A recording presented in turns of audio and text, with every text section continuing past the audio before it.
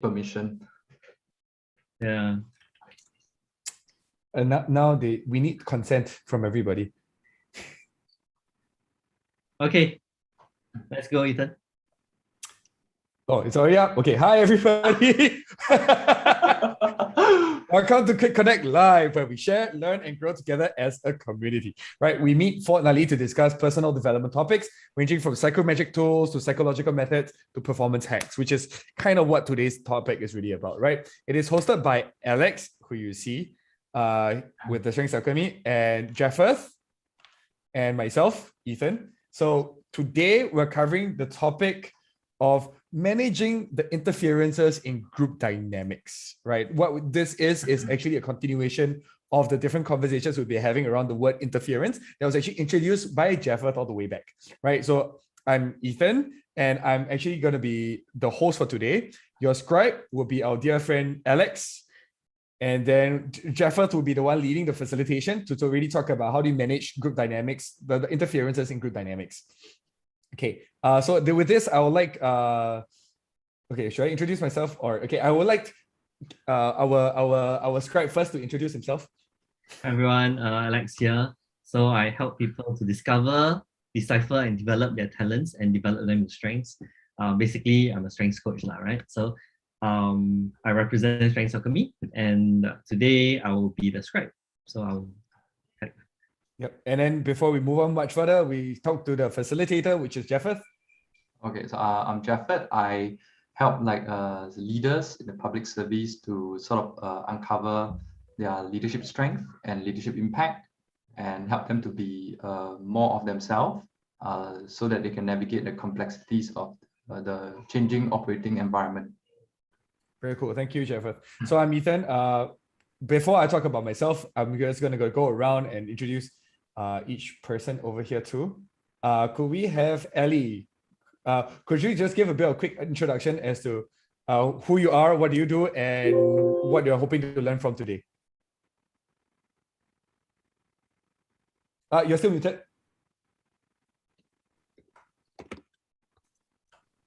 Hi, my name is Ellie, and I'm working as a logistics specialist. And I hope to have a learning outcome on how interference of group dynamics impact how we manage our team daily output and the productivity. Yeah. Very cool. Just to share, Ellie's discussion point one session ago is the reason why we had this topic. And I think it's really relevant because we're talking about it on a personal level, yet at the same time extending into the group. And I think coming from the logistics sector, I believe that Ellie, hopefully we will all gain a lot from this experience about how do you manage other people's interferences. I also hope to learn from everybody, as I mean, few coaches here, so I hope to have some takeaway as well on my end to manage better and improve also with the team dynamics at the same time. Yeah. Great. Right. Next we have Cher, coming all the way from the US. Hi, I'm Cher Anderson. I am in Omaha, Nebraska in the United States. I am in talent planning and development. I do leadership development, coaching, team development, and organizational development. That's very awesome. This is the first time I'm seeing you not in your home, I think. Actually, I still am in my home. I just moved my desk. Oh, okay. So this is the work area. Very cool. This is the work area. Yeah, it looks great, by the way. Like, I'm like, wow, like that space, like with the whole poster and everything, I thought it was cool. Yeah, it looks really good. Yeah. Okay, next we have Faith. Hey, I'm Faith. So basically, I work with technology vendors to understand their products and see whether it's a suitable fit for a company, and then work with them to understand how to buy, deliver, sell, and develop into internal operating procedures for the respective departments in my company. Very cool. That's a gist. Yeah, what do you hope to do learn today? For me, I think I get triggered too easily, especially it's more of an internal interference rather than external. Yeah, so I think it would be helpful to take a look at what I can do to stop myself to, do a full stop like Jeffers said the other time. Yeah, very cool. Hi. Okay, so let me just continue into this. Hi, I'm Ethan. I run a cybersecurity school, as you can see from this here. Right now, we're focusing on our first batch of cybersecurity professionals who will be graduating. At the same time, just before this conversation, I just had an argument with my business partner about interferences, particularly about our processes of doing things. It was really interesting because we also had a friend in the space at the same time. And we actually, the argument was not really an argument because the fun part about this was it's all about managing our interferences, right? It's like, is it the problem? Is it your thoughts on the problem? Is it my thoughts on the problem? All these kind of different things where we manage it within the conversation within itself. I think it's very relevant. And in cybersecurity, it's all about managing these interferences because most of the people who actually make mistakes that causes the cybersecurity go down tend to be a lot of people with interferences or unhappiness with the company as well. So this is why actually it's also relevant for me in this space. But with that, I'm happy to hand over today's topic to Jeffeth, who will share more about today's topic. Okay, thanks, Ethan. So as usual, I'd like to start out this whole topic as a conversation, right? That's the whole purpose of Quick Connect, right? So I'll share a bit on some slides on based on what I know about it. Also because in my role, I do quite some facilitation. So and this topic about managing group dynamics has a lot to do with how you facilitate group conversations. So that's a useful topic, right? So allow me to just share a couple of slides. And what I'll do is I'll also do a bit of recap of what we have covered last 2 weeks ago, and maybe even the 2 weeks before that. So give me a moment. So in case you guys were not here, the 2 weeks ago was about interferences, being the best out of yourself. How do you get out of the interferences? And then 2 weeks before that was when Jeffers was sharing a lot about understanding even how interferences come about and the concept around it. Oh, wow. The slides looks awesome. Oh, I know Jeffers is awesome at this kind of stuff, right? Yeah, man. This is a default PowerPoint design editor. Okay, so just to cover a bit of a context, right? The last, like what Ethan mentioned, we covered a lot more on individuals for the last 2 weeks, and then like at some point we talked about, okay, so what does it mean as we extend to working with someone else or even in groups, right? So just to do a bit of recap, right? So we talk about performance equals to potential minus interference, right? And for some of you who might know that potential, we talk a bit about your capacity, your capability, the skills that you have, your strengths, and even talent teams, right, that you have. And then we also covered a bit about interference. What are some types of interference? And one of the things that we talked about was thinking about your thinking, right? And this very nice little visual sort of put it very nicely. So we have us over there, right? And then we have our own thinking. Of course, some of thinking might be helpful for us, and some of thinking may not be that helpful, which is why we need to question our own assumptions, our own beliefs, and we get people to help us with that. And then sometimes we get into pressurized states where we think about our own thinking, and then there might be more levels upwards, right? So we get even more worried, more anxious, and that's where it affects our well-being. And as a result, it also affects our performance as individuals. So imagine this with me, right? So this is just one person, right? Let's say this is Alex, right? And then if you are working with someone else, you need to be aware that that person also has thinking and they're thinking about their thinking, right? So at different time points, this is the type of complexity that we generally work with. Now, so I'll move on to the next one. So just a couple of quick questions, right? I mean, around this picture, right? So what do you see in this picture? I've seen this picture too many times to comment. Yeah, me too. So Ethan, you don't comment. Me too. I use this in my workshops.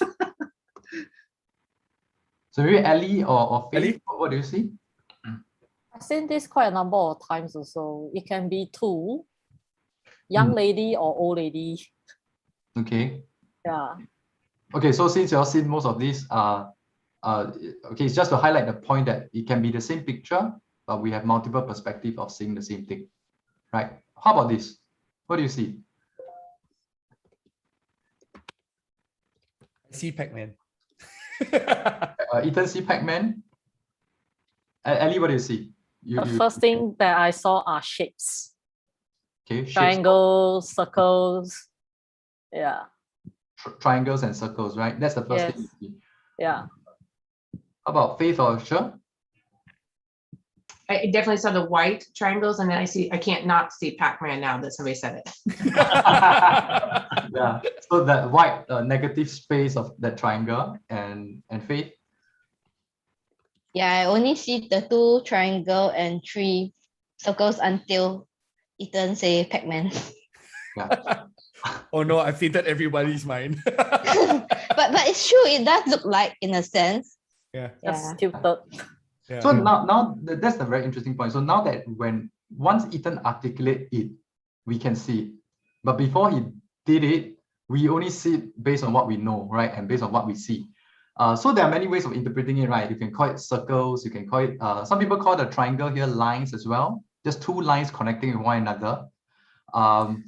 Then it can be just like angle brackets, right? Greater than. Just if you see just as a greater than. It can be angle brackets, and like what Sure, looks more at the negative space. So you see the white triangle between sort of in the center as well. Then this, even though there are just 3 angle brackets, but it forms a triangle, right? So you also have that impression of it. So what actually this means is the concept of what we call separate realities, right?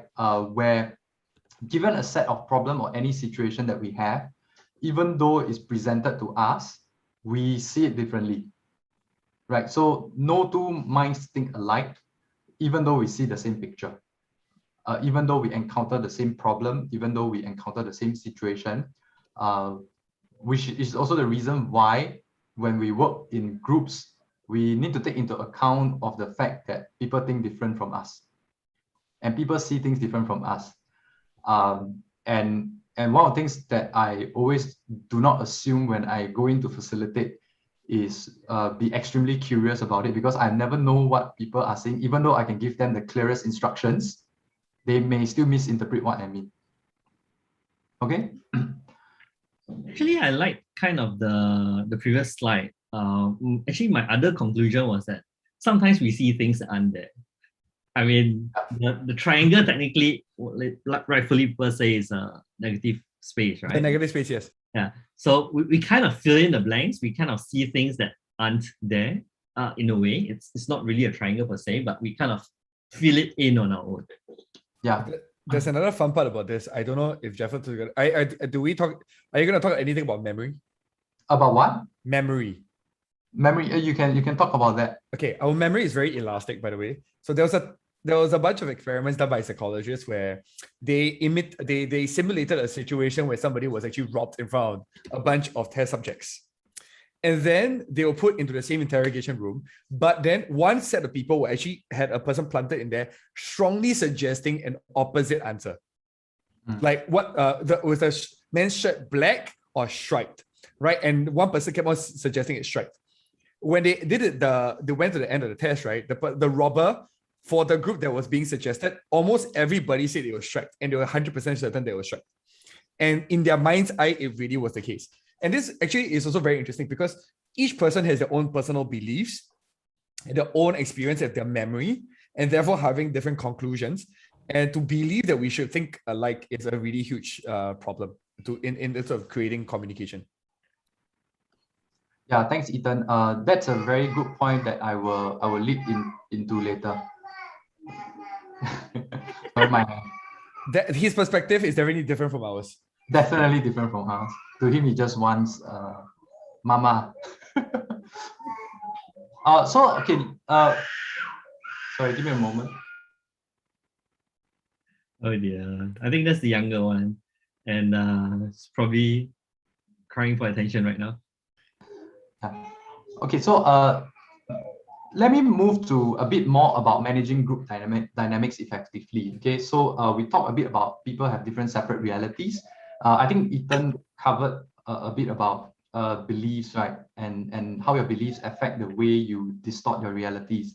And also like what Faith put on the chat, because she said that you only know the term negative space if you were taught in some way what is negative space, right? So it's also based on what you know and what you don't know, right? And how you define those terms.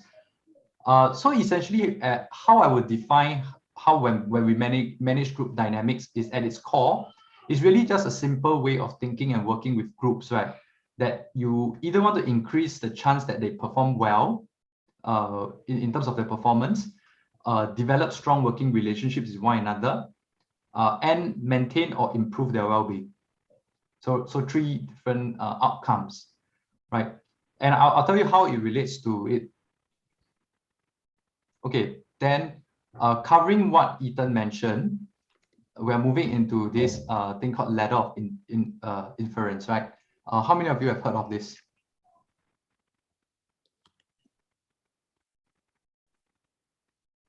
Okay, Ethan, I've heard of it. Alex, did you heard? Ellie, did you heard of this before? Okay, Faith have not as well. How about Cher? Okay, Cher probably have heard of this. Right, so this is a model developed by Chris Agris, who actually is meant to be a model to help you to describe how people form their mental models, right, in their head. And Ethan rightly pointed out that how our reality is created, right, and how our mental models are sustained is through this ladder of inference, right? And I just take you through at its core what it looks like, right? So if you look at the bottom of the ladder, you first experience and observe, right? So if you experience and observe data as like a video camera captures data. So let's say an event happened, right? Like just now, okay, my boy is crying, right? I heard his cry, right? That's just I experience and I observe the cry. Now, then moving up to the next stage, I select the data. I select data that I feel is relevant, or discard the data that seems relevant, right? So the cry is heard. So apparently I pay attention to it, right? And then now I choose to add meaning based on what I feel is reasonable, right? So one of the meaning I could have created is he's very noisy, right? So that could be one meaning I attach to it. The other meaning, which then Ethan said that he thinks different from us, right? So then now there's a different meaning attached to it. So then I will start to make assumptions based on my data and the meaning are accurate. And some of the assumptions I could then extrapolate from that is like, oh, babies think different from us, toddlers think different from us. I make a generalization around that. And then I draw conclusions that, oh, since they think different from us, I should be forgiving. Right, so I draw a conclusion. Then now it becomes a belief that whenever I hear babies cry, I will say, oh, okay, they cry because they think different from us. Therefore, I'm not going to take much action. I'm just going to wait it out as they cry, right? Or they just seek mama and just find a different way to do it. Okay, so that's how we naturally form mental models, and usually is quite unconscious when we form it. Some of these, when we talk a bit about the shadow self, right, covering 2 weeks back, right, and some of these beliefs that we sort of learn came from young, from our parents, which then may not be helpful for us now, right? So some of it is we learn along the way, and I guess then my question to at least open up to the group is, how might this be relevant to your own experience?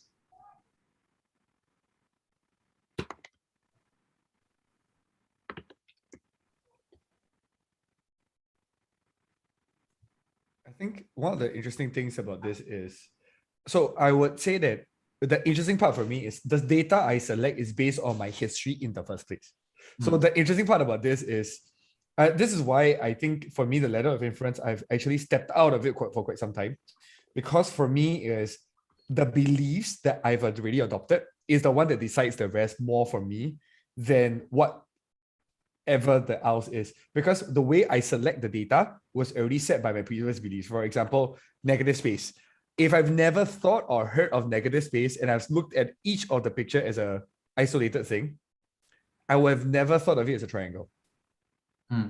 Does it make sense? Once the pattern and the belief is in, it's easier, right? For example, if once you've worked with a designer or you have worked as a designer, negative space may be something you find more beautiful than, typical shapes, right? But then a lot of people would argue otherwise. No, in fact, you rightly pointed out, this is actually a cyclical process rather than a once-off ladder that you go up and you never come down, right? So if let's say you have certain beliefs that already narrow your perspective on why you choose certain parts of the data, you even if let's say from the belief you come back and observe.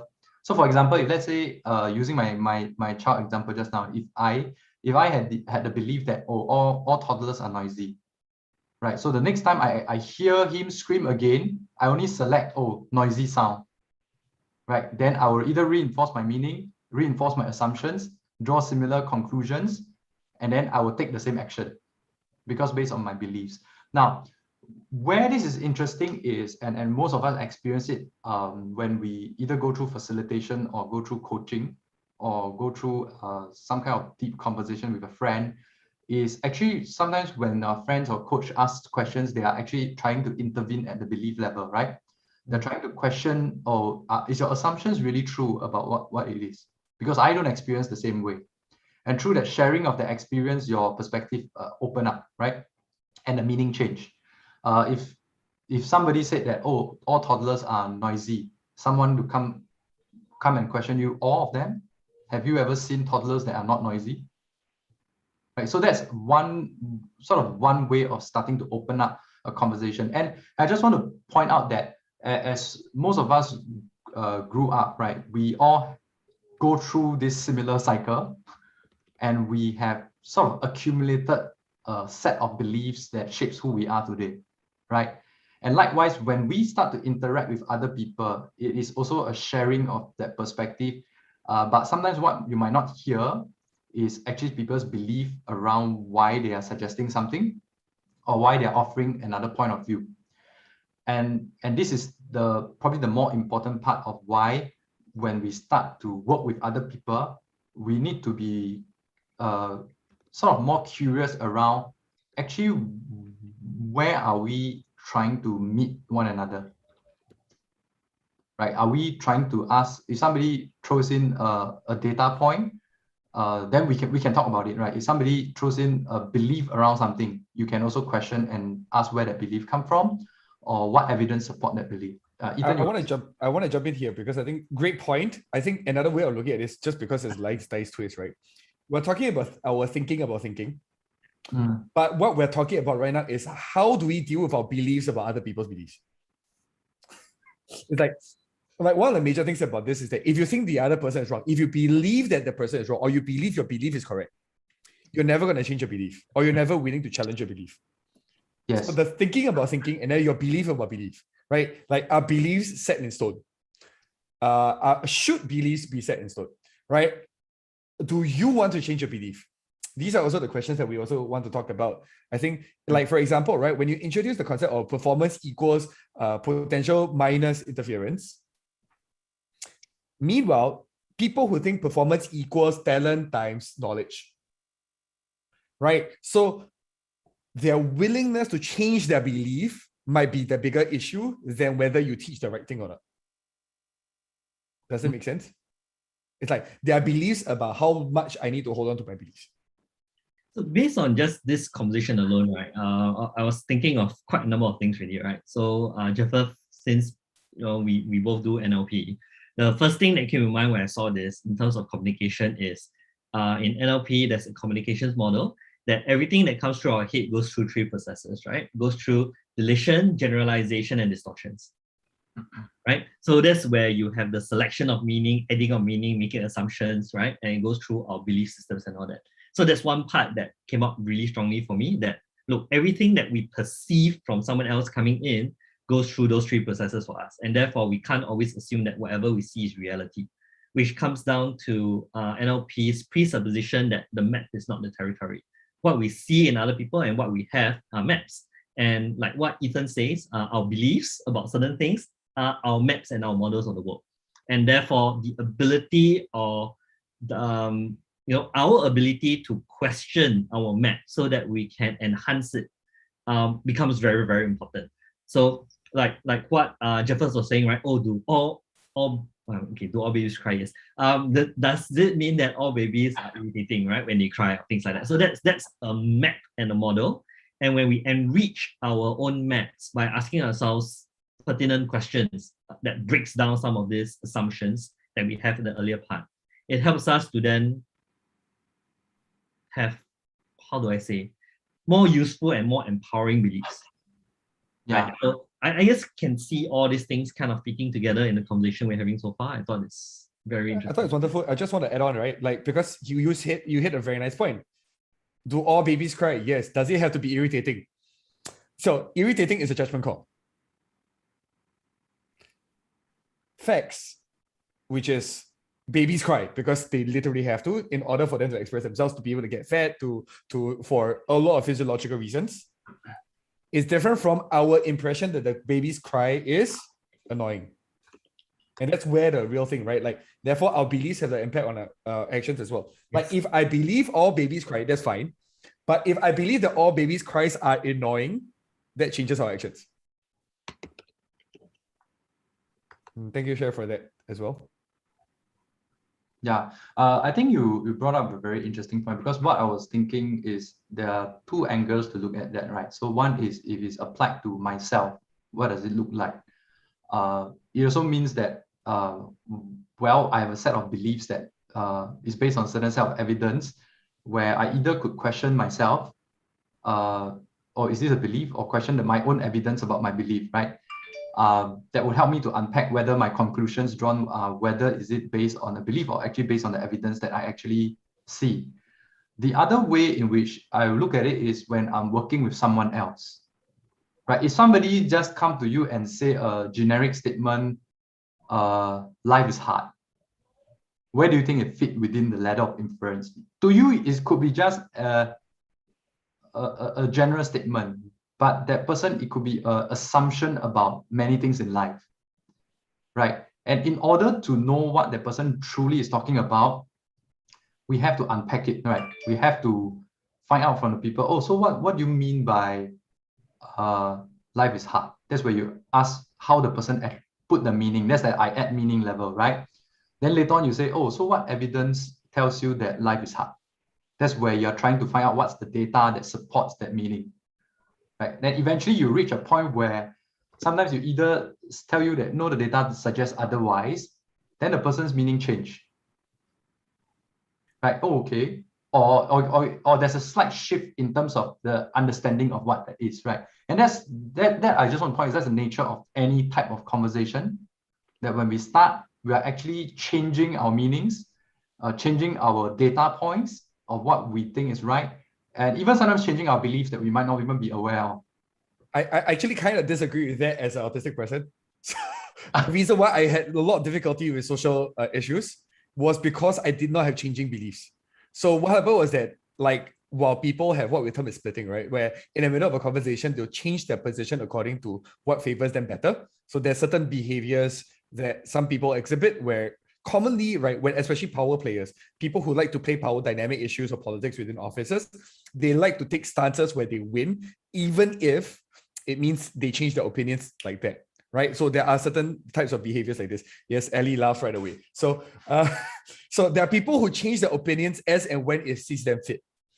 As a person who grew up with Asperger's kind of mindset, right, it's really, really hard for me to understand these people. I'll be following their track and then, wait, the word just changed and the, please unsee your laughter. Okay, sure. One of the key parts about this is that the track will suddenly bend over the next direction. And I think this is where, Jeffer, like the interesting part about this is, yes, normal people generally changes their meanings and things like that along the way. The bigger thing here is the belief system, right? Right now in different countries across the world, right? Everybody has different beliefs about the very tacky thing called, the virus, right? That everybody has their own set of beliefs about what it is, what it shouldn't be, whether it exists or this. Like, there's still people who believe it doesn't exist. There's still people who There's a lot of different types of versions of the beliefs around this, no matter what evidence you choose. And I think it's very important that we recognize that challenging them using meaning or assumptions level doesn't always make meaningful results either.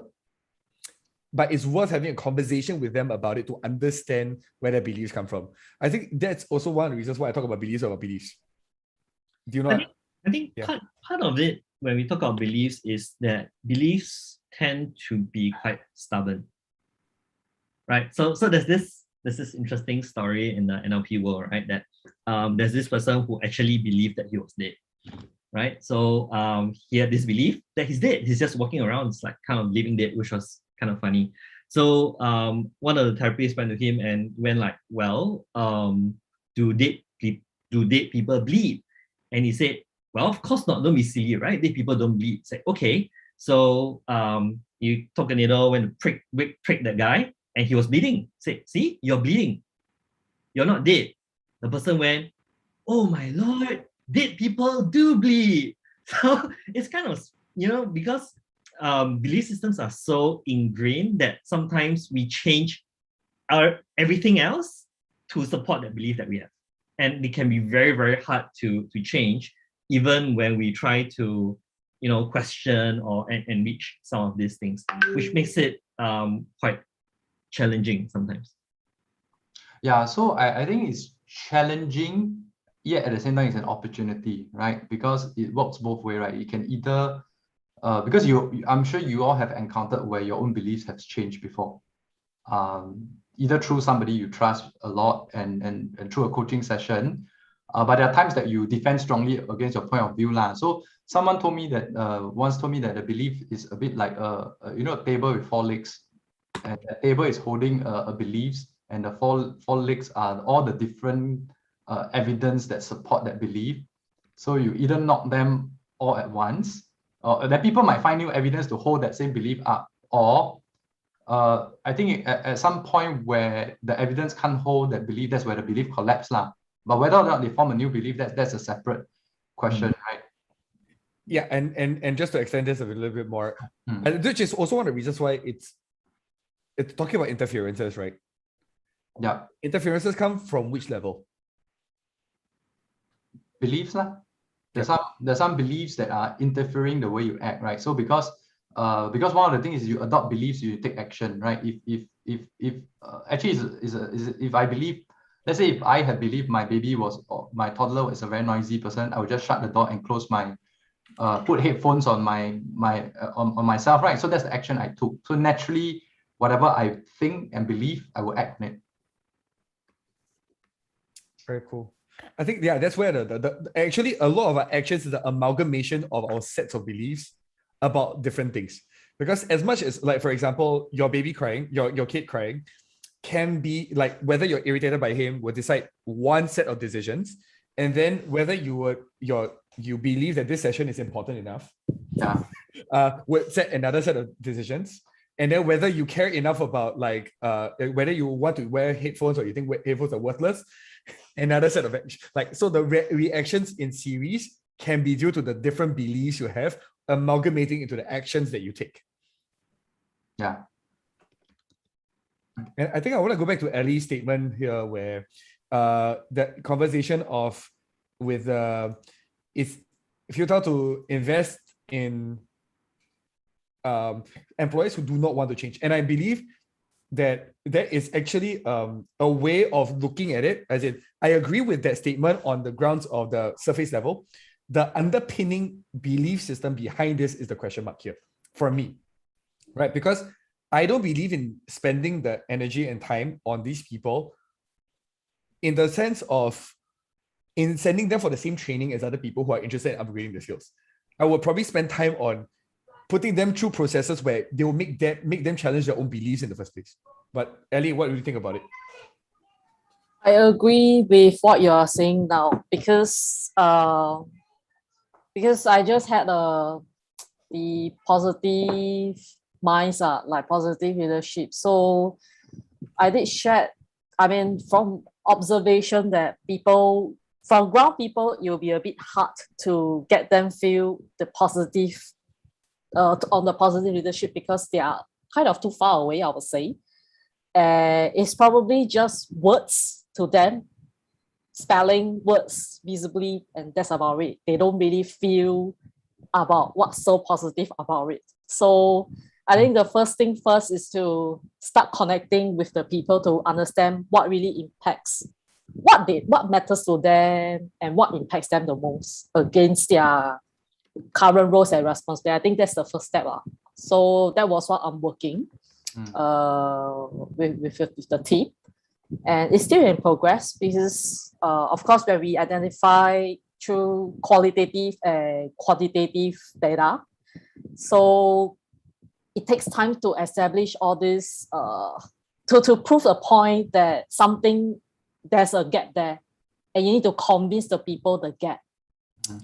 Yeah, so to me, it is part of the interferences that will impact the whole team's dynamic when they understand more about their own strengths and weaknesses, and they will impact the whole team dynamic and how we drive our output as a whole team together. Yeah. So I like what Ellie is sharing, because I mean, what occurs to me was she talks about the need to go and understand the people first, right? And people are sort of wired differently. And then if I don't understand the people and I immediately make all the suggestions, the tendency is people will push back now, because like, who are you to give me all these suggestions based on what you think you know who I am, but you don't know me. And we do know that trust is one of the key things that sort of, or the relationship to begin with, sets up that space for you to be able to do that. All right. So that's one of the challenges ongoing as well, because I mean, although we do casual conversations on a monthly basis, and as time to time, we just mention to them, hey, just feel free to reach out if you need any support. But sometimes they just keep to themselves most of the time. And you need to guide them along. And because people, when something goes wrong along the day, because certain things is out of your control, and you cannot control how things is coming at you. But sometimes you will, when too much things at one go can be overwhelming, and people tend to take upon on themselves and imposing, okay, probably it is my problem. So you have to slowly take that away to convince people that you have to not impose yourself too emotionally. Yeah. And it's just part of the process where it is just beyond the normal processes. And you have to guide them saying that, okay, this is a part of the link process. So just make a note of it. And if something happens again, you know what to do in future, kind of thing. I mean, you have to encourage them and things like that. I think it's quite challenging, especially for my end, because my team is all older than me, actually, in fact, and it's a bit of a challenge for me as well. Yeah. Yet I see that you're trying your best to do what you can to encourage them, because part of what we shared earlier is managing group dynamics, right? Sorry, I need to, is really, right, increases the chance that they maintain or improve members' well-being, right? That's the encouragement part. Developing strong working relationship that's between you and her, or at least between the team members. Actually, as Ali was talking, one thing came to mind, right? When we start talking about beliefs and values, a lot of times we start in different positions, right? So essentially we are apart. And that understanding piece actually helps to bring people closer together, which brings me to the concept of building rapport, right? So how do we first meet people where they are? Then we can guide them to see what we see. If we impose, so I like Ellie's word, right? We shouldn't impose ourselves on people. If we tend to impose ourselves on people, then we, instead of building that rapport, we start to break rapport, and it makes it even harder for people to understand what you're trying to tell them, because now they start defending themselves against what you're trying to throw on them, right? They suddenly feel like, shit, I need to defend my position on you. And it makes it really, really difficult for you to either explore their beliefs or what their interferences are, or even to understand where they're coming from. Because it's like, okay, sorry, Alex. I think I need to talk this out, especially for empathy, people with empathy strength. We really tend to impose a lot of emotion when things really doesn't go right, and it comes at one go. It's really, really overwhelming. At a certain point of time, I don't feel like I am imposing too much emotion on one. So I'm starting to, I learned to let go a lot and to look at from different multi-factor perspective as to what Jeffrey is showing on the letter of inference. Like from the, I select the data, add the meaning and assumption. I think these are the three key things that now I will make myself vision what kind of things should I be imposing or what kind of things I shouldn't be. Yeah. I'm not sure if Alex or Faith even, because they share the empathy strength. So I'm not sure if that's how they look at things now, or just allow to understand more on this perspective. Yeah. So for me, right, when you talk about empathy, I realized that the big part of it is the meaning and conclusion part. Actually, even assumptions. Basically, it's like, so a lot of times I start to make assumptions about what people might be feeling very automatically, right? Because empathy is in the relationship building domain that is very focused on emotions, right? So for me, if someone does something, I might immediately draw a conclusion that this person doesn't like me, or this person is upset, or this person is whatever, right? So, and then I start to act based on that, and it could then become a self-fulfilling prophecy. So my recognition of my own beliefs and the own meaning that I make becomes very important in how I then become more effective with people. Right. So that is my takeaway from my understanding of, someone who has empathy, who places a lot of value on how I feel or how other people feel, or even the assumption that people should be like me and be concerned about how I feel. Right. So I get like, how can these people not care about how I feel? And then I start to get upset. So when I start to recognize and remember, more likely, remember that we all have different models of the world and different beliefs, different values, that helps me to detach and, behave in more healthy manners.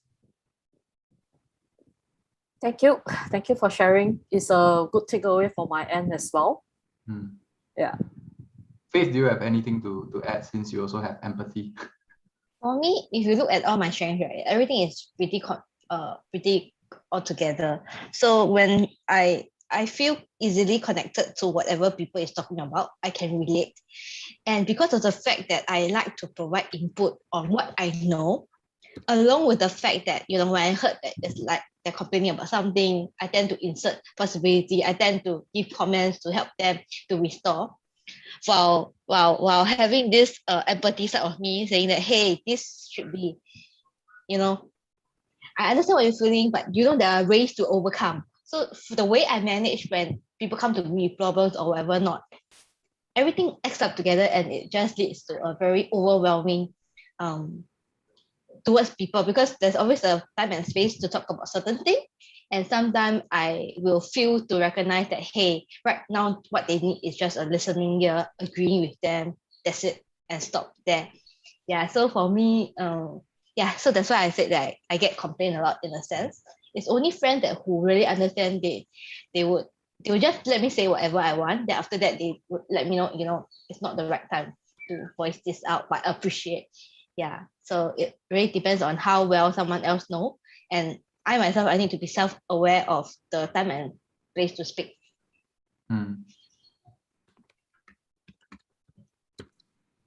Thanks, Faith. And when I hear you, I was just thinking about this point back then when we talked about meaning in NLP, right? And we talked, because NLP is neuro-linguistic, right? So one of the key linguistic segment that came out for me was like, when people say something like, there's a because, or it usually means if and then, right? Some of these things are usually the start of a belief, right? Because if this happens, then that's what it means to me. This happened because you did that, right? So words like because tends to fill in what's the cause and effect. That is technically, in a way, strings your belief together lah. Okay, so I want to cover a bit more because we're talking about group dynamics, right? And I think Yes, and I think our what I'll cover is actually from this point is we all have some set of values or even like beliefs and assumptions that we carry, right? And when we talk about managing group dynamics, now that's the space when we start to work in groups. So when I first started out facilitation, right, I didn't know how much my own assumptions about the people is affecting the way I facilitate the group, right? So there's a difference between like when I facilitate, but just trying to get over my anxiety versus when I facilitate, I'm genuinely curious about what people are saying. And just taking two different assumptions have different effect on other people. So I'm just going to show you the two ways to look at it, right? So this is based on something from a book called The Skilled Facilitator. And similarly, we covered a bit about mindsets, right? So that's technically your beliefs, and we cover a bit here about values. They're different from beliefs, but somewhat similar, but it address the why you do certain things. I will add on something later on to describe how to draw the relationship between the two. Yeah. Okay. And what it essentially means is the mindset that you carry, which is a sum of all your beliefs that you grew up with from your work experience, affect the behavior, right? And how you your output or on the group or the people whom you work with, which affect the results, right? So what are the three results that we talk about, right? So eventually when you're working with does it help people make better quality decisions, right? So in this case, this is the negative view, right? So there's the low quality decisions, the lower commitment in working relationship, reduced motivation when working with others, and people generally feel stressed about it. So what are some of the common values and assumptions when you hear people in this group talk about, right? And or if you observe them long enough, right? So like what Ethan mentioned on earlier on, right? There's a win and don't lose mentality. There's nothing called a win-win mentality, right? So if the premise where you start out is I am right and you are wrong, then there's no room for any form of negotiation or common agreement. If there are values such as I'm be right, that's similar. We only need to act rational. That does not mean that, and we minimize expression of negative feelings, right? And you have heard this in meetings before, right? Where allowing people to be vulnerable is a space where you promote, encourage trust and a relationship, right, within that thing. And that needs to have a space for people to share how they feel about things, regardless of whether it's an outpouring of emotions or whether is it positive or negative. Now, some of these assumptions, like I mentioned, I'm right, you're wrong. I have pure motives. Those who agree with me have questionable motives. I'm not contributing to the problem, you are. My feelings and behaviors are justified. Now, if you have this set of assumptions and values, chances are in your behaviors, you tend to state your views without asking other people's views, vice versa. That means you don't even check in whether you get permission for people to Only positive thoughts. Yeah. And also, like, sometimes even in meetings, right, I'll just be assertive and barge in my own point of view without asking people permission, even like, oh, can I have permission to ask one question? I have one question. Is this the right time to ask? Right, is to be respectful of the space, right? And some people don't. You might have met people who just barge in and cut your conversation until it gets really irritating. Like me now. No, but it's okay. We respect that space. And you might meet people who withhold relevant information. They speak in general terms and don't agree on what important words mean. And generally, you will notice that when you work with this group of people, they focus on the position and not the interest, right? So I'll just give you a sense of it. They'll control the conversation, and of course, once they share their reasoning, they don't ask other people their own thoughts and what they mean. And yeah, Ethan, you want to say something? No, Jaffet, Cheryl was asking, where did you say this image came from?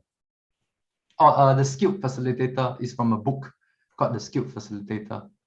I'll share with you who's the author later.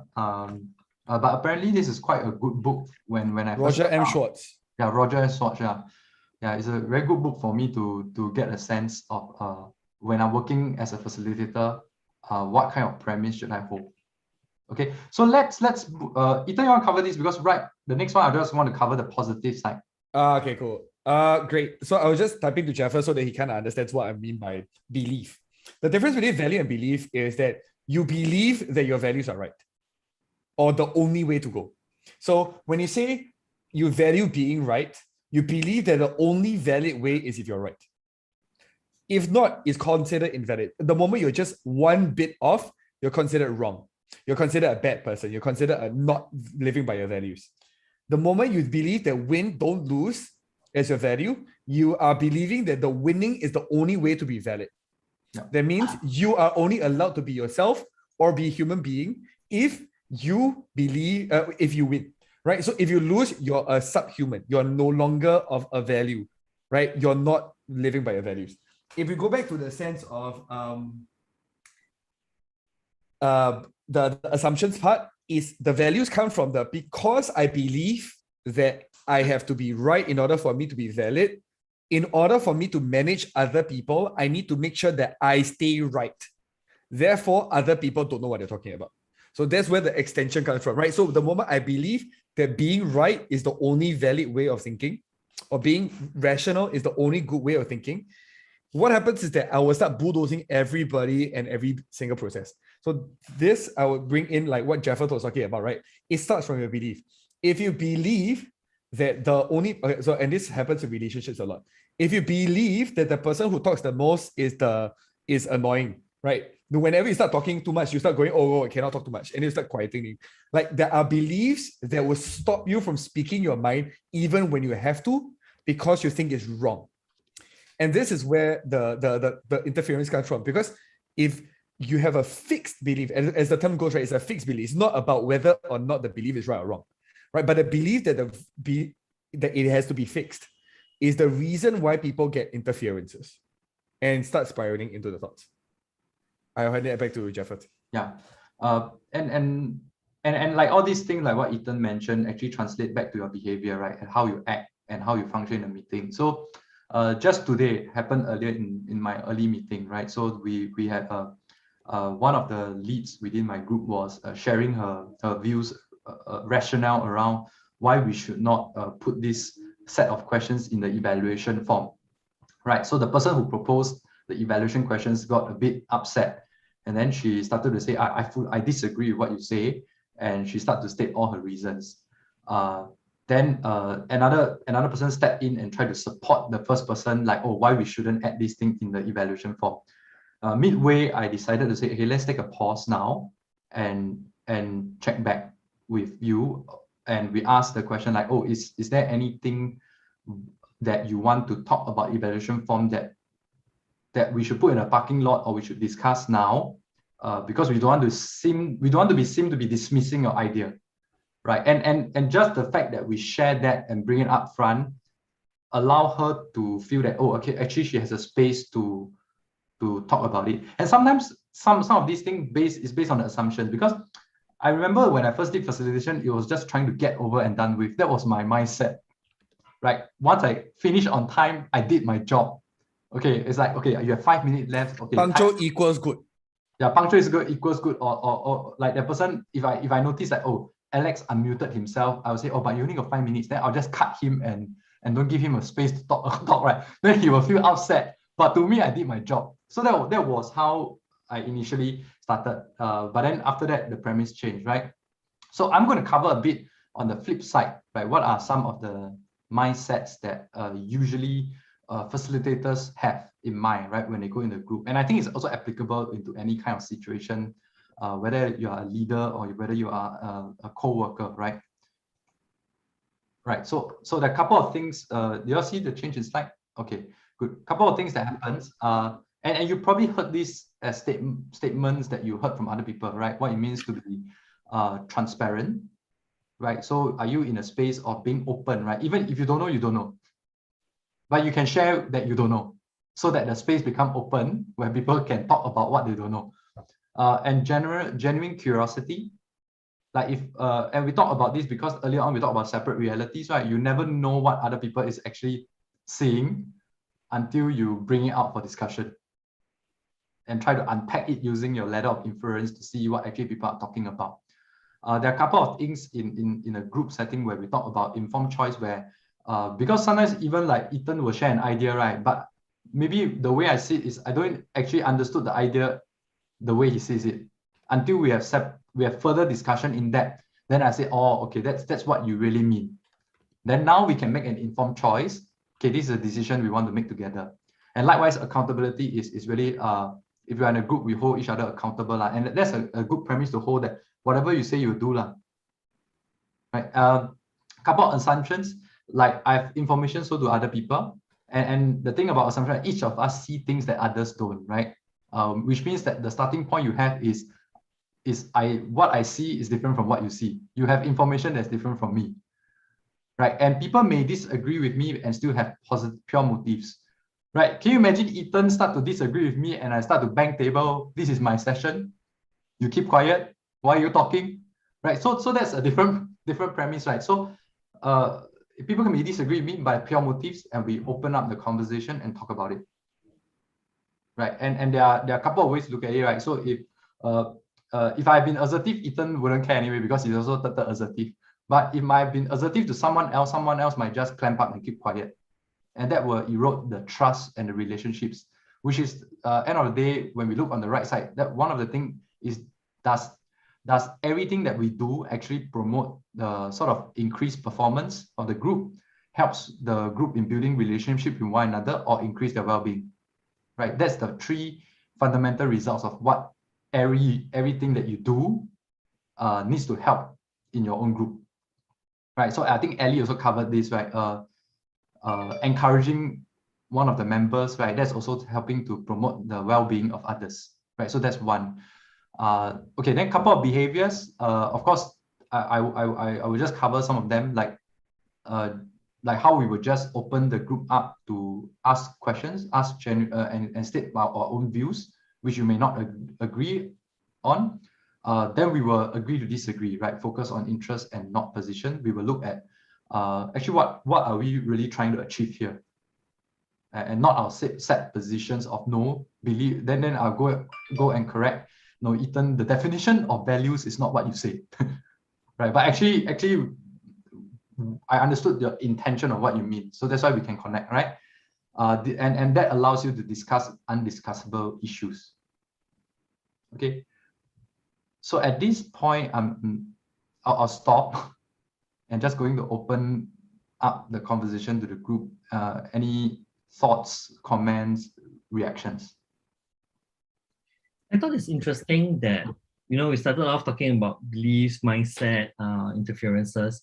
And then this final slide actually kind of gives us something to work towards, which will allow us to manage group dynamics better, right? So how I see this slide is, look, if you want to be able to result in, better group dynamics, better working relationships, increase the individual well-being and things like that, as an individual, if we can adopt those values and assumptions, that will be very useful. So like maybe in Ellie's case, if we adopt this approach and assumptions, it could help you to better interact with the team.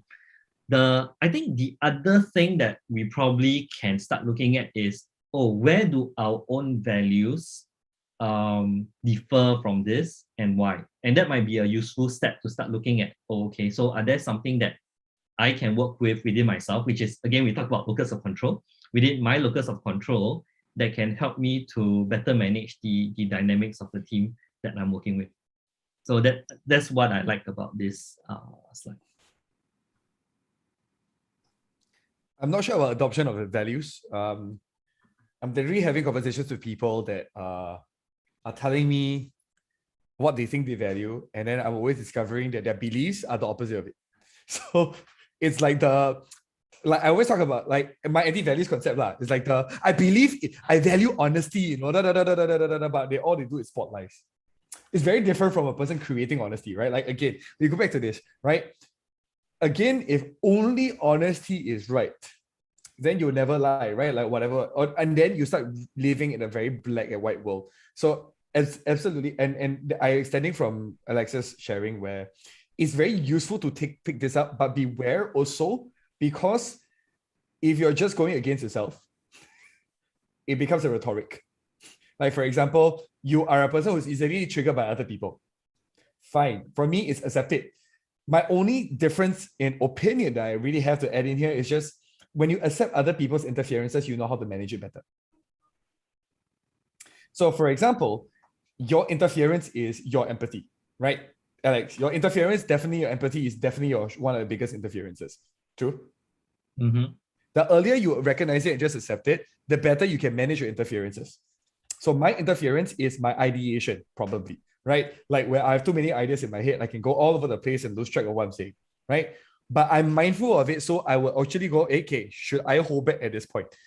Doesn't mean okay, so this is one step that we can take on that like on the assumption level, right? Like, because I would change certain ways in which I manage the situation, even though I can keep the beliefs and keep some certain values. Like, I value my ideation. Great statement by Faith. This is where the beliefs about beliefs comes in. And this is when the fun part is. Do I want to change another person's beliefs? Let me ask you guys this question first. Yeah, it's the hardest thing in the world, right? How many people's beliefs have you changed, Alex? I like to say many. But I think it's hard. I think I've changed a few, I think. Have you changed lives without changing beliefs? No, I don't think so. Great, good point. Faith, you want to say something? No, I think it's more of when we are trying to enforce our belief into another when we supposedly have empathy. Yeah. And that's exactly the thing, right? Like, this is where, okay, so I love the facilitator's mindset thing, right? But if you're not honest with yourself that you're not a person who believes in transparency, I believe in having power and telling people that they don't know what they're talking about. I enjoy the process of telling people they're stupid. Like, people, if they admit to it, they can eventually change. If you don't recognize your beliefs, it's not about being mindful. Mindful is just observe and not doing anything about it, right? Like, that's the way most people think about it. But it's the acceptance of it. Your belief about your belief is more powerful than the belief itself. So if I would say that it depends on you see this whole results thing is a feedback loop, right? So I think eventually it helps you with building better relationship, collaborate with others, or generally you feel better in your own well-being. Then generally that gives you a sense that you're on the right track on working with others. But if let's say like, I mean, if you say you want to be transparent, but you generally don't believe you're transparent, right? That means you technically you're not really transparent. You will never behave as transparent because your own starting point is you don't believe it in the first place, lah. So I would say that so when you talk about it, you're talking more in terms of a coaching, right? And also because of the fact that you and that person has a level of relationship, or that when you are more confrontational, you will hit people at first, right? But once people accept it, eventually their well-being becomes better because a deep sense of acceptance of who they really are, and naturally the working relationship with you also get better, or with someone else once they unpack that problem. Yes. So to me, I see it's more like a phase that people go through, but eventually, do people get better? That's the question. Or do people actually need to go a bit lower until they get better? So they need to go much lower first. Yeah. So I would argue this way, right? You need to be the worst version of yourself, accept that version of you before you can get better, in my opinion. So I go back to this. I love what you're saying because, so I go back to this, right? There are plenty of people who love getting themselves into the worst, I almost say some words, worst situations possible and keep on repeating it as if that's and you will start realizing that they believe that honesty is right, but they believe that they don't deserve it. So there are people who feel like, because I failed in these areas in my life, I'm not the top scorer in school, and therefore that confirms that I'm not good enough to have honest people around me. Therefore, I should stay around. So that's where the complex amalgamation of beliefs come into one picture. So when Ellie talked about some people shouldn't take those courses or positivity courses? Absolutely. They have certain sets of beliefs that would negate or even highly defend against the positivity talk, right? Ellie? I think I wouldn't say that people shouldn't take because they don't believe. But if let's say they have to align to, I mean, in terms of probably in working culture, it's part of the policy for the employees to go through that phase, which leaves them apparently not much choice because they either work with the culture that they are, I mean, the kind of environment they are in, or they're out. Either way. Yeah. Absolutely. And I think the wish to control other people's beliefs is a huge problem, in my opinion. And also, to me, it's also about the majority validation against the person's beliefs. If let's say majority of the people validates, okay, your values and your rationale and the ways and the actions that you do make sense, and then you get the validation. So majority of the validation equates to correct. But of course, there are also times whereby certain things was agreed by consensus, but it might not be the correct way. It might not be the suitable way to go to. But it will mean that sometimes it can be unpopular choice. I mean, things that you wanted to do right, but may not be a popular choice. Yep. And which means that you don't get the validation. So does it mean you're wrong? Not true. It's just that majority don't see the way you see things. And I just want to extend from there, right? So there comes the part. Is validation from the public, the group, important in terms of seeing whether we feel that our opinions are valid? So this is where the belief system comes in again, right? Do I need other people to agree with me in order for my opinions to be valid? There's a very important statement here that when you said that, right, I just want to go back to that regularly. I have people running into crappy relationships over and over again because they need a certain type of validation that only a broken person will give them. Why? Because have you ever met those people who always love the people who will never love them? Why? Because they believe they deserve that kind of love. So they believe that hot, cold is the way they want to feel the love and that feelings. So that's the version of validation. Because the person needs to invalidate me for me to chase down the person in order for that person to validate me, for me to feel like I'm valid. Sorry, you guys understand Mandarin, right? Yes. In Chinese, about this type of relationship, we could say as 畸形. Yes. If you know what I'm trying to say, this is like yes, you're constantly knocking yourself against a brick wall, even though you know you're gonna get hurt. Yes. It's a kind of a 畸形 way of relationship. And even people who are mindful of it and try to get out of it, they will find themselves in the situation with another partner that seemed all right at first and then do the same thing again. Or they'll find a boss, okay, and this happens a lot in careers. They'll find a boss that will always trigger them the same way. And they will stick by these people to the end. I've met people who will work for con men, not because they're bad people, but because they're always trying to forgive the con men. Because their parents were con men. So there comes that whole story and back and forth, right? This person is a good person, but then they end up working. This is a very real story that I keep seeing. And this goes back down to your belief systems. And when we talk about the interferences, right, your interferences affect you in the way that you manage other people's behaviors, your own belief systems and everything. The moment I accept that such a person is this kind of mindset, I can either make a choice from that process. So a belief about my belief and my belief about their beliefs is really critical to talk about today, in the sense of, I love it, the assumptions here, right, is people may differ from me, but have positive intentions, right? Each of us sees things other people don't. Recognizing that each person's belief gets them to see a different thing. Right? If you believe that all people are good, you're going to see a different thing from a person who believes that all people are bad, for example. Right? All these kind of things, all these little things. The moment we accept that people have different opinions and different beliefs, that's where it starts changing. The reason why a lot of us get triggered is because we believe in that people should have same beliefs as us. And this goes back to Alex and his frustration towards people thinking that they should think for his feelings.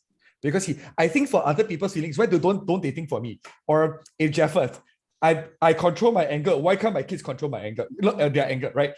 The belief about what is right and trying to extend it to other people is within itself one of the biggest interferences in group dynamics. Can I say that they are true that sometimes you'll be upset that people don't consider your feelings when they say certain things, when they do certain things. But the thing is, we have to come to a terms that we cannot expect people to reciprocate what we have invest our time and commitment and energy, and we don't get back the same thing. I mean, this is something where we won't get the belief that people should in the first place is a belief set by society. So there's a belief in society that believes, housing your help out, right? Like the Chinese majority hopes to get the same reciprocate of what you have invested, but in reality, it is a 50-50 thing. Yes. Yeah. And that's exactly it, right? Like the key part here is, but you have to believe in reciprocation in order for you to even want to have to negate it as an expectation. So if I don't believe in reciprocation in the first place, meaning if you do for me, it's because your volition, I do for you because it's my volition, it doesn't matter. Like it wouldn't cross my mind that I'm expecting reciprocation. Then I will say that it's more on the when you deal with certain things, like I mean, in terms of personal life or even at work itself, it's pretty much outcome driven, I will say. And then based on your outcome, that it will depends on how you analyze the situation and what kind of approach or actions they're going to take to drive the outcome. Yes. But okay, I'll go back to this, right? Outcome can include people's happiness, my sense of well-being, my sense of rest, my sense of relationship with the people, my sense of, I can add those in without expecting reciprocation because I believe that this is the right thing to do and therefore I choose to do this, but I don't have to believe that you have to believe the same thing. There is the moment we believe that other people have to have the same beliefs as us, that's when all hell breaks loose, no matter how good your intentions are. Yeah. So what I would say is, because Ellie also brought in the point that in the work context and also in what capacity you are in, right? There's some things you can't avoid lah. So if you are the supervisor, you have expectations, one, and it's only right because you're in a capacity of the supervisor and you need the team to deliver certain outcomes, right? And because of the fact you cannot agree with everyone lah. But the fact of the matter is whether people had the chance to voice out what they feel about things lah. But at the end of the day, you also make your own analysis and your own judgment call, and whether the process is fair. I heard this one of these HR director who mentioned before that people like in a typical performance appraiser kind of grievances that people have, right? People are more unhappy if the process is unfair versus the outcome is unfair. So if you had told me earlier on, there are areas of improvement that I would expect, by the time I receive the grade, I'm not surprised and shocked, versus you hold back and you never tell me anything until I suddenly receive the grade. Then I realized the person beside me received a B grade, which I don't think that person deserves it. Then a lot of these kind of people would feel that the process is not fair. They actually get more unhappy with that. Because they're imposing their beliefs on the other people too, if you realize when they say that, right? When I expect a certain result, it's because I believe other people should judge me as I judge myself. I think this boils down to how open is the communication you have with your own team people. Yeah. And also the underlying expectation and outcomes that you share with the team. Yeah. And of course, if you want your entire team to grow together at the same time, there shouldn't be any biasness against any of the people that you're working with. And also always hold to the pragmatic position. Yeah. In a way, it's like if you are leading one person, you can be fair to one, right? if you're leading 2 people, you have to be fair to 2. So it's fair to 1 or fair to many. If you are fair to 1 person, you are not fair to the other person, right? As a supervisor, right? So if let's say you have 5 people, then the question I'll ask people is like, is the process fair lah? Do you have the same fair process for everybody? So in the end, someone did make a call like, hey, how come like that? You could actually say, oh, but this was what we agreed on earlier on, and in between I gave you the necessary feedback, and therefore you're receiving this particular grade. This will be an issue if this might be a potential issue if you're not open with the connection with the colleagues, and both people are actually doing the same job and they are supposed to have the same roles and responsibilities. Yeah, I think yeah, that's where setting expectations, right? Like Jeffert was talking about the process, right? Communication. So let's go back to beliefs around this. If you believe that okay, so there was this study that was done. 86% of males believe they're above average in terms of looks. Can you share with me that link? I can't remember. I didn't go and pull out that. I want to see that. Yeah, so it's like the you think like 86% believe they're above average. Right. So okay. So your beliefs. Okay, right. Again, we go back to this, right? Your beliefs might not be in touch with reality. So that's where even open communication might not work unless you accept the people's belief systems already in the first place. If somebody believes they are a high performer, even if they're performing really badly, and no matter what evidence you throw into their face, they still don't see it. This has happened to me before. It is time for you to recognize whether you want to deal with this person or not. First up. Second up is, I think one of the major things about this, I love the fact that you're trying to talk about like, how do you communicate this across? How do you set it to be fair? As a high individualization person, like Alex over there, the thing is that there's no such thing as fairness, in my opinion. There's no such thing. There will always be biases. It's just whether it's well shared. For example, I'm biased towards positive outcomes in the revenue. I'm biased towards people who work better in the team. I'm biased towards people who open their mouths and share what issues they have. I have a question for Ethan. So if you have 2 colleagues, one is very high productivity, one is so maybe not so much. Will you bias? Who will you prefer to work with? Okay, so here comes the part, right?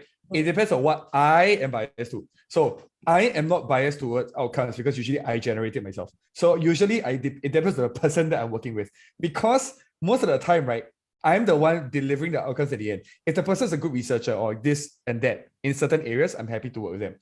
My priority has always been, how little do I need to interfere with this person's work?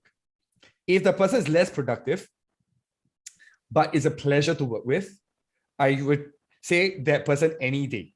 Just because the dynamics and everything, it means less emotional weight and relational weight on me. So I am biased towards people who are good to work with.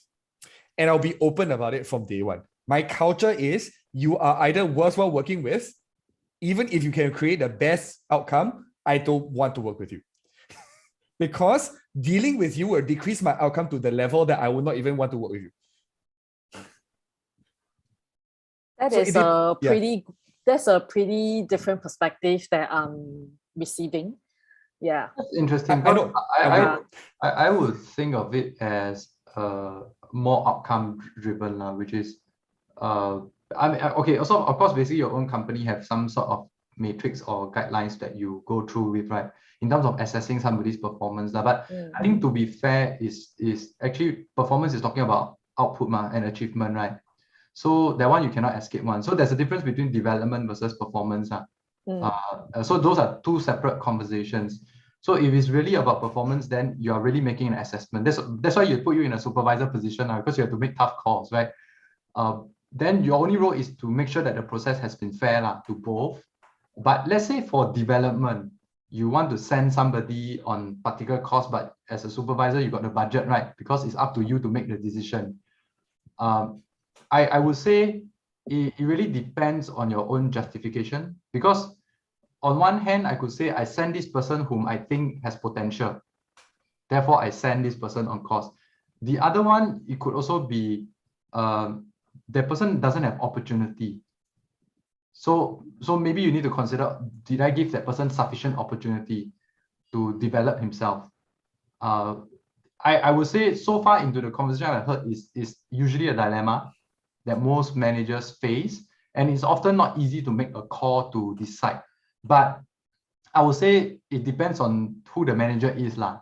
You fight for your own staff is also based on your own justification lah. If you really, for some managers, I noticed that they will fight for the people because they always say, oh, those people who I see a lot of potential, they are already flooded with plenty of opportunities. Then the rest, of course, they cannot grow because no opportunity given to them. So there's that level of argument also. Yeah. So I understood where Jeffrey is coming from, because the other high performer might already have what he or she needs. The other option, the other opportunity should, I won't say should lah, based on the access of what the other person is lacking, deserve the chance to go for additional training to be leveled up against the same productivity level. Okay, I just have to hold it here only because it's 9:24 and we have to do a wrap up first. We can continue this conversation after this call, but what I want to state here, right? Like, I think because this is a very nuanced, detailed situation, and I think where we are talking about is so because this comes down to even your personal call about what you want to prefer within your company as a supervisory role right now. And I think where we are talking about for today, the topic has really been about managing people's interferences. I think where I would always go back to is, are you willing to manage this person's interferences?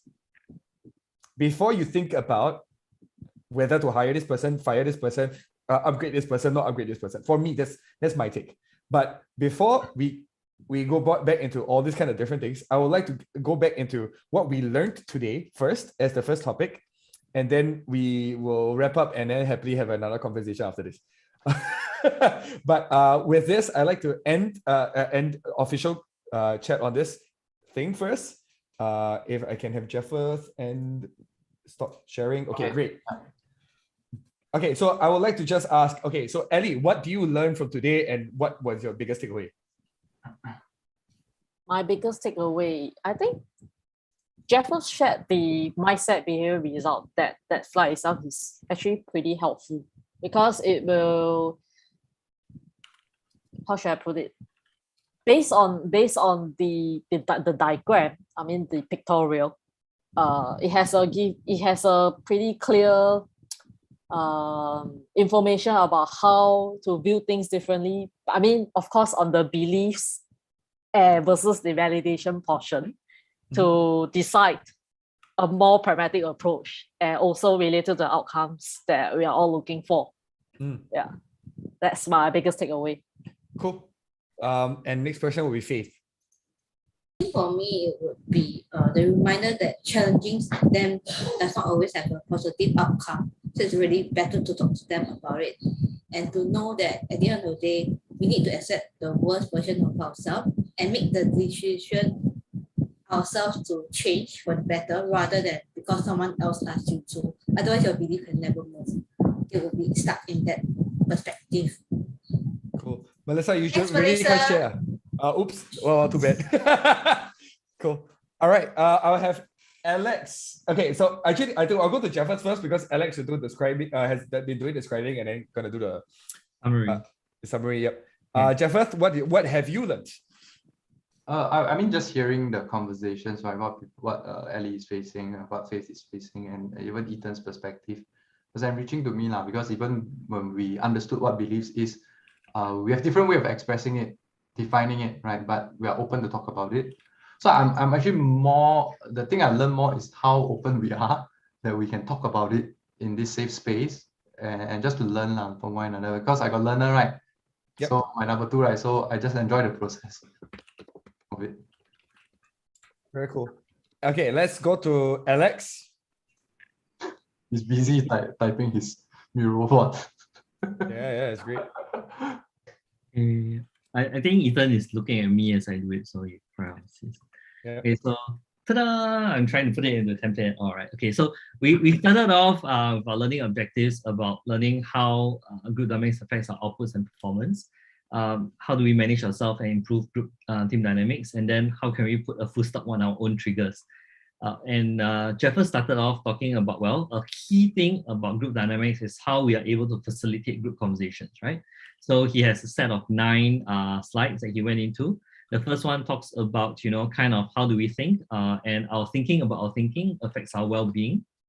And we start looking at different perspectives, right? That tells us that same thing can view multiple perspectives. This one actually had quite a couple of things that we have concept of separate realities. We see realities differently. And Ethan came in to talk about how memories are elastic and how people remember things differently, same things, right? We also recognize that, look, when someone starts to articulate a particular perspective, it helps people to see new perspectives, and sometimes to the point that we can't unsee what has been said. We talked about negative white space or negative space, and which actually means that sometimes there are things aren't there that we kind of fill in our own. And this can actually lead into things like our beliefs, our values, and what we see, right? So separate realities, which is what we're talking about. And Jeffers went on to talk about the 3 different types of outcomes that we can get by managing group dynamics effectively. Essentially, good performance, better working relationships, and well-being, right? We explored the whole thing about the letter of interference, whereby we say, look, the letter of interference looks like a letter, but it's really a circular process, not a once-off. And it's really how people form mental models in their head and create beliefs. So for example, when we talk about things like life is hard, we have the question of how do you know that life is hard? So we're actually bringing it from meaning to backtrack to what kind of data people are looking at, right? So through this whole conversation, we started talking a lot about beliefs. Importance of beliefs, why it's important to change our own beliefs, what it's like, where interferences come from, what we should avoid, right? In terms of extending our belief of what is right to other people, or believing that other people need to have the same belief as us, which causes problems. We talk about different types of beliefs, right? Beliefs about ourselves, belief of other people, or even beliefs about the beliefs that we have, right? And the different type of beliefs that we deal with. NLP perspective, some ways linguistically that we identify beliefs. One is the word because. So if something, because something, it gives you a cause effect, which tells you what a belief might be. Something means something, which is in NLP what we call complex equivalence, that if you talk to me rudely means you disrespect me, right? So that's a belief. Okay. Then we went into, okay, so how can we change belief, right? We connect with people to help understand what they value or what impacts them. And sometimes we need to convince people of the gap so that we can address impact. Again, coming back to the important thing of avoiding imposing ourselves on others and avoiding trying to control other people's belief, right? So all the rates are kind of where the interferences are. Okay, then Jeffers went in to talk about the mindset, behavior, results part, which came from the skilled facilitator, and talks about how important it is for values. So what values are our belief criteria for people to feel valid, and if values are not met, often people or things are seen as bad or wrong, and this can lead to interferences as well, right? So we talk about, well, when we start facilitating, it's important for us to be able to provide space for people to talk about their values, about their thoughts, about their opinions, right? And finally, we went to the last slide of, what are some useful mindsets to have that would also be useful for leaders, right? Because adopting some of these of these mindsets can actually help to drive these results that we want. And Ethan came in to say, hey, look, it's important that as we start to adopt some of these values, you need to really internalize it. If not, it becomes kind of, I think the word used was rhetoric, right? So there is a certain process that Ethan proposed, which was, look, you need to be able to be the worst version of yourself and accept it before you can get on to really start getting better and start adopting some of these beliefs or values that can help you to manage groups in a better way. So that is the summary of today's session. And I guess my takeaway really is that I think it's more the importance of how our values drive our behaviors that leads to outcome, and how insidious our values can be. We don't see what values or beliefs are driving us, right? So it's important to be able to stop, pause, observe what our own values are, what's the narrative we have in our heads that allows us to, like what Faith was talking about at the beginning, right? How do we put a full stop on our own triggers? So if we're able to, well, pause and evaluate what some of our own values, beliefs are, it really helps us to change ourselves and in turn change the impact we have on the team dynamics around us. Interesting.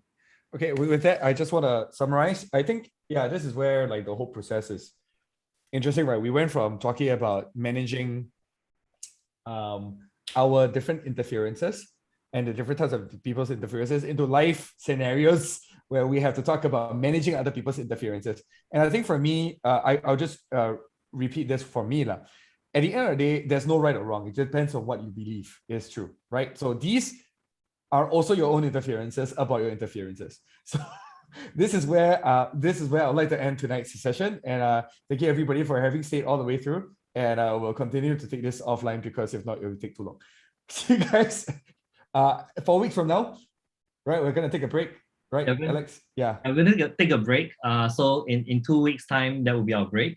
Then we will reconvene what our next topic is. Great. Yeah.